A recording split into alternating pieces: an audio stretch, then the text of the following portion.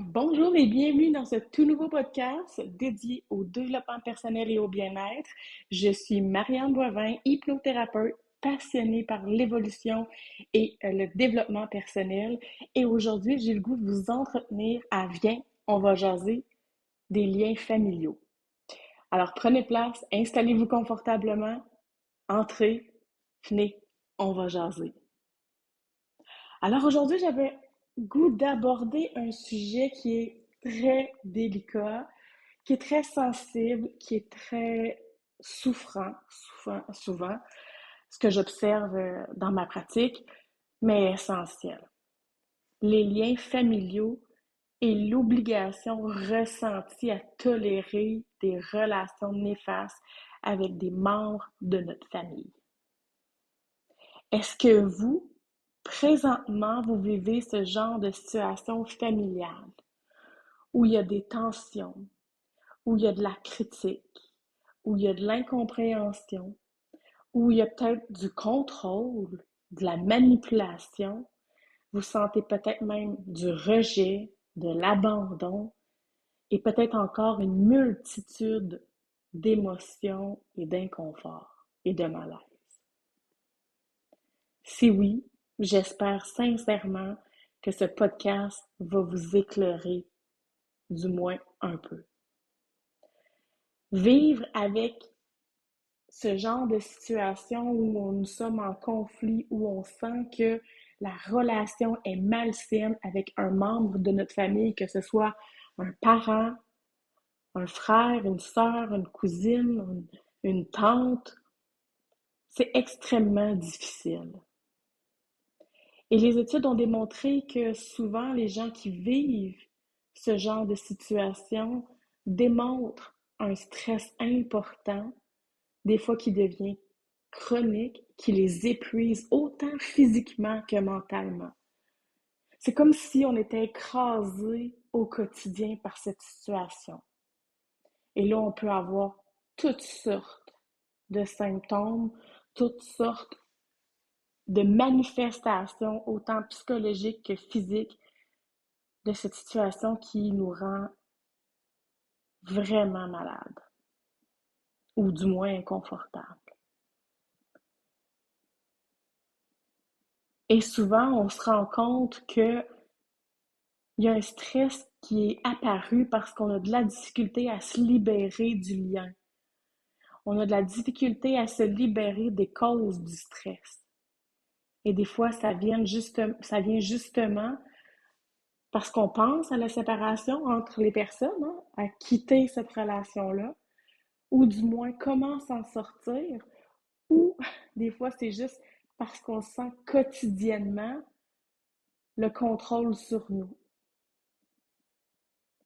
Et évidemment, vous comprendrez que si vous êtes dans un stress constant parce que vous vivez une situation difficile avec un membre de votre famille, ça peut prendre beaucoup de place.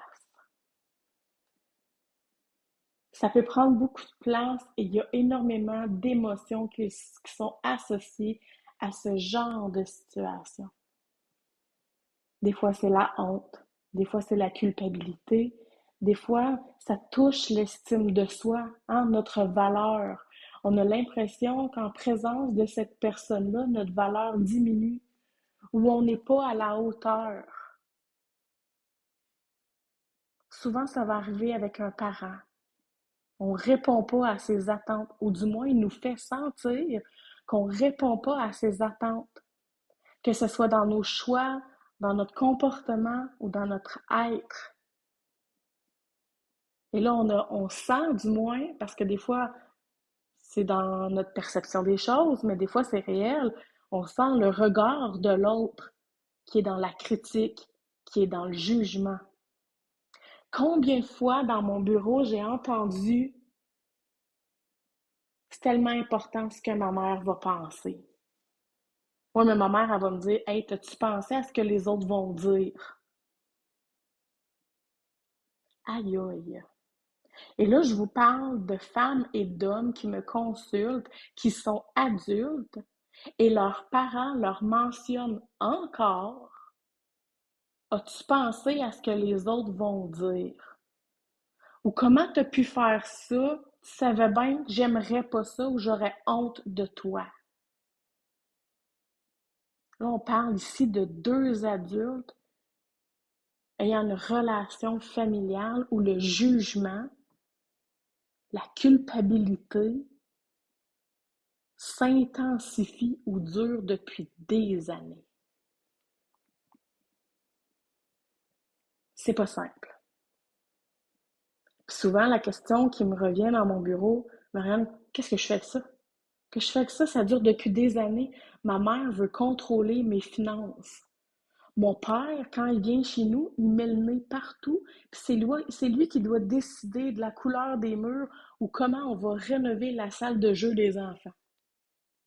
Ou encore, Marianne, comment je me sors de ça? Parce que cette personne-là, dans ma vie, là, elle s'est toujours arrangée pour que j'aie besoin d'elle parce qu'elle vient toujours me sauver quand je suis dans la merde, en bon québécois.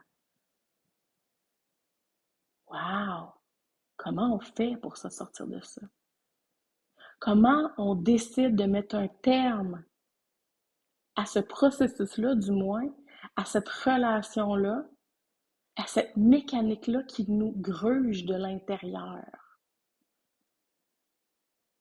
Parce que s'affirmer, mettre un terme à une relation ou du moins espacer les visites, les rencontres, souvent, pour nous, c'est inacceptable. Ben voyons donc, c'est ma mère. Je peux pas faire ça. Marianne, je peux pas arrêter de la voir. Ma mère, elle a juste moi. Et moi, souvent, de répondre, mais pourquoi elle a juste toi? Bon, mais elle s'est pas entourée, elle voit personne, elle s'isole, elle est pas fine avec tout le monde. Ah, OK. Et quelle est ta responsabilité par rapport à ton parent?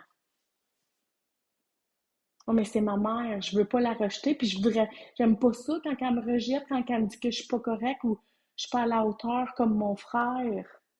C'est sûr. C'est sûr parce que ça a un impact important sur ton style d'attachement avec cette personne-là. Vous êtes dans viens, je te prends, viens, je te rejette. Il n'y a rien de sécure là-dedans. Parce qu'un parent, là, je parle de parent versus enfant, OK? La relation parent versus les enfants. Un parent, ça devrait être un rôle de sécurité, être sécurisant, d'apporter du réconfort, de l'apaisement à son enfant. C'est ça son rôle.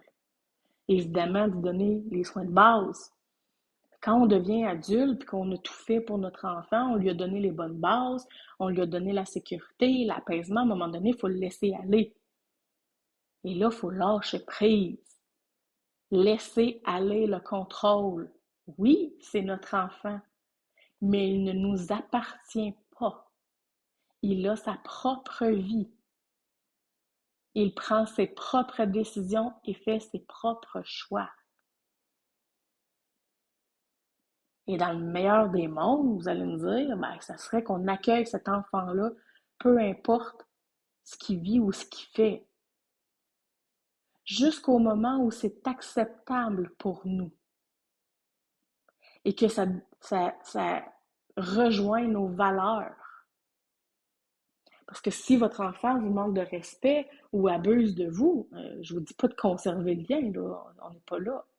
Et vice-versa, si votre parent abuse de vous, si votre parent vous dénigre, vous méprise ou vous contrôle, je vous dis pas de conserver la relation nécessairement, il faut faire attention. Mais dites-vous que ça a un impact sur votre style d'attachement, sur comment vous allez pouvoir générer l'apaisement, la sécurité si votre parent s'éloigne. Et là, il va y avoir peut-être même du rejet qui va se faire sentir, la peur d'être rejeté ou la peur de rejeter l'autre. Parce que moi, je suis convaincue que chaque enfant, ce qu'il veut, c'est que son parent le regarde avec des yeux compatissants, empathiques et vice-versa. Mais des fois, c'est pas ça qui se passe. on se rend compte que des fois l'autre nous rejette. Oh, on sait bien, toi. T'es jamais capable de garder une job. T'es pas comme ta sœur. Hein? On entend des choses comme ça. Mais automatiquement, on rejette. On se sent rejeté, puis ça crée fondamentalement une blessure. Ça touche à notre inclusion, à notre sentiment d'appartenance. On se sent rejeté. Et là, ça peut tellement aller loin que ça peut même venir brimer notre estime de nous-mêmes, la valeur qu'on se porte. J'entendais dans mon bureau il n'y a pas si longtemps, peu importe ce que je fais, Marianne, peu importe ce que je vais faire ou que je vais dire, je suis jamais à la hauteur pour ma mère. C'est jamais correct. C'est pas ça qu'elle voulait pour moi. Fait même si je finis par faire ce qu'elle me demande, c'est jamais correct. Hey, c'est pas facile. C'est pas facile. Et là, on laisse une espèce de tourbillon s'installer dans cette relation-là, hein, qu'on appelle le triangle de Cartman, qui est un rôle sauveur, victime, bourreau. Et là, on se promène là-dedans. Tout le monde change de place une fois de temps en temps. Puis là, on vient des fois même à menacer notre parent, même à menacer, à dire là, si t'arrêtes pas, je vais devoir couper les ponts. Puis des fois, c'est nécessaire. Et là, on est comme dans une spirale d'incertitude. Il y a un malaise qui s'installe des deux côtés. Il y a de l'ambiguïté. Ça fait plus de sens. Puis là, des fois, le manque de clarté, là, ben, ça nous bloque, ça nous fait comme une espèce de brouillard, puis on n'est pas capable de dégeler le processus du deuil, parce que des fois, il y a un deuil à faire. Il y a un deuil à faire de la relation qu'on s'était imaginé, qu'on avait souhaité. Il y a un deuil de la relation qui n'est pas ce qu'il est. Il y a un deuil de la relation que notre parent n'est pas ce qu'on voudrait ou que notre enfant n'est pas ce qu'on voudrait. Et là, à ce moment-là, si on n'est pas capable d'enclencher ce deuil-là, bien, ça bloque notre adaptation, ça bloque notre prise de décision. C'est la même affaire avec l'éloignement. Parce que des fois, l'éloignement, c'est suffisant. Des fois, c'est dosé. Ah, j'y vais moins, je l'appelle moins, je me présente moins, puis je réponds pas à tous ses courriels. Puis des fois, c'est je dois complètement arrêter la relation. Des fois, c'est mieux comme ça. Parce que pour notre santé mentale et physique, s'éloigner ou couper le lien avec le parent, c'est la solution. Mais ça, il y a juste vous qui le savez, évidemment. Puis il va y avoir toutes sortes d'enjeux qui vont être liés à ça, hein? L'insécurité familiale, bien sûr, mais l'insécurité financière. Des fois, on garde le lien juste parce qu'on sait qu'il va y avoir un montant ou il y a quelque chose qui nous attend au bout. Ou des fois, on garde juste le lien pour nos enfants, pour nos petits-enfants. Il y a plein de raisons qui font qu'on conserve un lien avec une personne qui nous est néfaste. Parce que il y a plein, il y a plein de comportements qui soutiennent ça.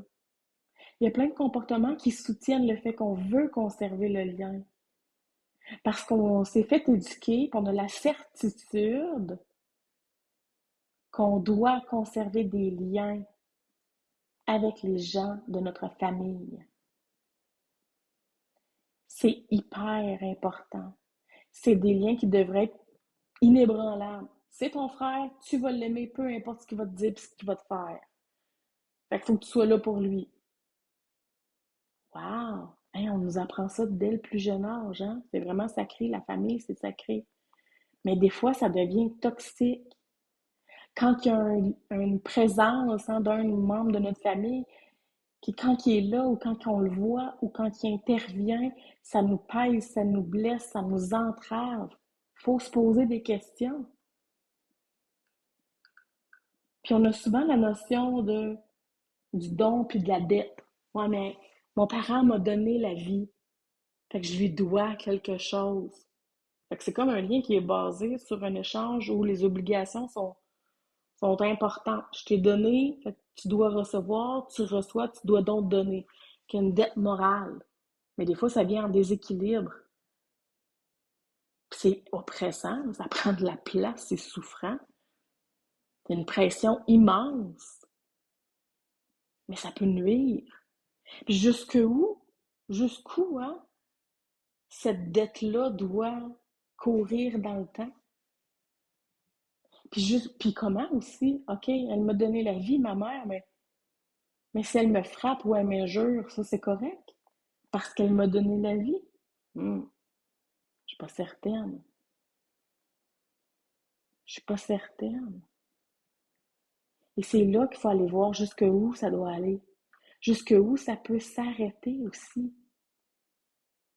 Puis évidemment, ben, on nous a transmis des valeurs et des croyances hein, qui viennent de génération en génération. Ça vient du grand-père, de la grand-mère, de l'arrière-grand-mère. Puis là, ça a guidé nos grands-parents, nos parents, puis là, ça nous guide nous. Puis là, on se rend compte que, ouf, finalement, ça rentre plus nécessairement avec nous, ces valeurs-là. On vient en conflit. Puis à un moment donné, à l'âge adulte, moi, ce que je souhaite à tous mes clients, et à tout le monde, évidemment, c'est un jour, à l'âge adulte, là, de prendre son sac. Moi, j'appelle ça le sac de caca, vous allez en entendre parler souvent. Mais prendre son sac de caca puis regarder tout ce qu'on m'a transmis. Les valeurs, les croyances, mon éducation, les expériences, les événements, puis regarder qu'est-ce que je veux faire avec ça. Puis ce qu'on m'a donné, puis ce qu'on m'a poussé dans la gorge, qu'on me fait croire, je veux-tu vraiment conserver ça? Puis sinon, mais qu'est-ce que je fais avec ça? Fait que là, vous comprendrez qu'on tombe dans la responsabilisation. Je me responsabilise de ce qu'on m'a transmis. C'est pas parce que ma mère a pensé que c'était comme ça que ça doit être comme ça absolument. J'ai le droit, je suis un adulte et je peux avoir ma propre vision du monde. C'est hyper important. Puis en plus, ben, c'est important de reconnaître que même si on est dans la même famille, même si on a une histoire familiale, même si on a un héritage qui s'est passé de génération en génération, chacun a son rôle et chacun a des attentes et des comportements qui sont propres à lui. C'est sa propre histoire.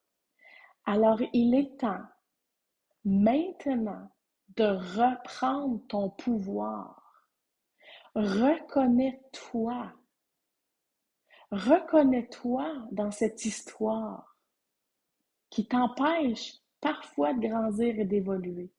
Et permets-toi de décider qu'est-ce que tu veux faire avec le comportement de l'autre, avec l'autre, et comment être confortable dans cette relation-là. Si tu désires la conserver, évidemment. Et là, c'est là que rend en ligne de compte tes besoins et tes limites. Quels sont tes besoins et quelles sont tes limites?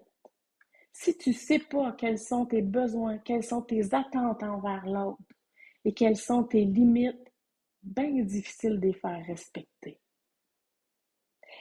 Et quand on les a nommés, si l'autre décide de ne pas les respecter, ah, là, on a des grandes décisions à prendre. C'est important de venir se reconnecter à soi. Ça, c'est la clé, là, je vous le dis. C'est la clé. Reconnecter à soi pour savoir, OK, qu'est-ce que je m'attends de cette relation-là? Quel est mon besoin?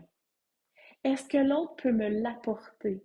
Est-ce que l'autre peut comprendre d'abord ce besoin-là? Et évidemment, être dans l'empathie, être dans la bienveillance. Puis peut-être que mes attentes sont beaucoup trop grandes ou inatteignables. Et quelles sont mes limites? Je donnais l'exemple aujourd'hui à une cliente qui me disait, moi, ma mère, elle ne me parle pas, elle crie. Mais la femme qui est assise devant moi a 52 ans et sa mère lui crie encore après. Je pense qu'il y a un bout là, qui manque de limites. Parce que là, on est à affaire à deux adultes. Là, je parle pas d'un parent qui chicane son enfant de 10 ans. Puis entre vous et moi, c'est pas plus acceptable, là. On parle de deux adultes qui sont pas capables de se parler parce que il y a une des deux personnes qui crie toujours après l'autre puis qui lui donne des insultes. Alors là, c'est le temps de mettre des limites. Alors quand tu vas crier après moi, ben je vais devoir m'en aller parce que moi je tolère tout ça. C'est important d'établir ces limites-là et sans se sentir coupable. Fait que la première étape, c'est de mettre des limites claires. Ça peut être par réduire le temps passé avec ce membre de cette famille-là ou même couper les ponts temporairement. Vous avez le droit de vous protéger et vous avez le droit de mettre votre santé mentale en premier plan. Là, peut-être que vous allez tomber dans la culpabilité. C'est normal. C'est naturel de ressentir de la culpabilité quand on prend des décisions comme ça. Parce qu'on a été conditionné à croire qu'on doit faire tout pour l'autre, puis on doit supporter tout pour l'autre. Surtout dans un devoir familial, surtout dans des liens familiaux. Mais rappelez-vous que vous n'avez aucune obligation envers l'autre et l'autre non plus. L'obligation que vous avez, c'est envers vous-même, de prendre soin de vous, de vous offrir le meilleur, puis de ne pas tolérer l'intolérable. C'est hyper important. Et il n'est jamais trop tard. Parce que les exemples que je vous ai donnés au cours de ce podcast-là, c'est des faits vécus que j'observe dans mon bureau de femmes et d'hommes qui sont en relation avec des parents. Alors, on parle d'adultes en adultes qui tolèrent des choses. Alors, c'est important de prendre un recul pour cesser la souffrance. Quand un de nos parents ou un de nos frères et sœurs, un membre de notre famille nous fait souffrir ou du moins la relation est souffrante, on a le droit de prendre un recul et se choisir. Puis on entend souvent, hein, les membres de la famille, ben, on les choisit pas. On choisit nos amis. Probablement que souvent je pose la question, hein, est-ce que ta mère, tu l'aurais choisie comme amie? Eh non, vraiment pas. Alors pourquoi tu tolères à t'obliger à aller la voir 3 fois semaine? Pourquoi? Posez-vous ces questions-là. Quelle est votre obligation et jusqu'où vous êtes prêt à aller? Et ramenez-vous à vos besoins, à vos limites. Pour vous, protégez-vous.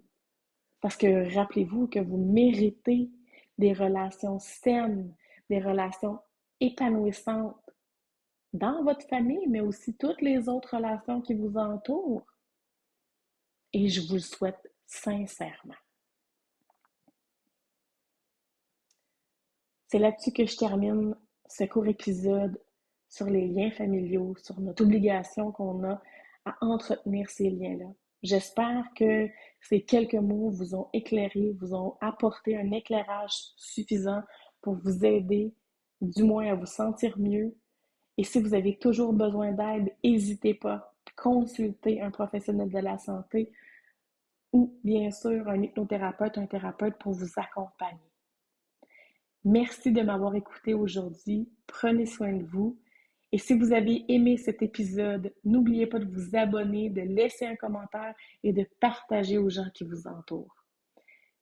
Alors, si vous voulez également en voir plus, n'hésitez pas à me suivre sur mes réseaux sociaux, sur la plateforme Facebook, qui est le Hypnose Marianne Boivin, hypnothérapeute, et pour encore un petit peu plus de contenu et de conseils en développement personnel. Alors, je vous dis à bientôt. Prenez soin de vous. Bonne journée.